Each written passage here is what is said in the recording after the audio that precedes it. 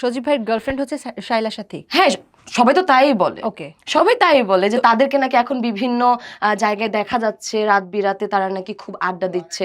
এরপর আমি একবার পুরান ঢাকাতে গেলাম। পুরান ঢাকাতে যাওয়ার পর খুব ভাল লাগে যখন আমি এত মানে প্রায় 1.5-2 বছর আমি কাজ ছেড়ে দেওয়ার পরেও মানে মানুষ আমাকে চিনতে পারে, চিনতে পেরে আমাকে বলে আপু আপনাকে প্র্যাঙ্কিং এ দেখা যায় না কেন।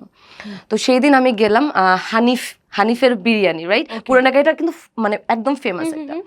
তো সেখানে গেলাম, সেখানে যাওয়ার পর আমাকে বলতেছে আপু আপনাকে প্র্যাঙ্কিং এ কেন দেখা যায় না, ওকে, আপনি কেন নাটক করেন না? আমি বলছি ভাইয়া ইনশাল্লাহ খুব সুন দেখতে পাবেন।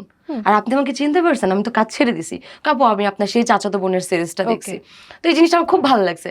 পরে বললে কি যে প্রায়ই তো সজীব ভাই, আপনাদের যে ওনার আর্থিক সজীব আর হচ্ছে শায়লা সাথী আপু আসে, মানে সাথী আপু আসে, খেতে আসে।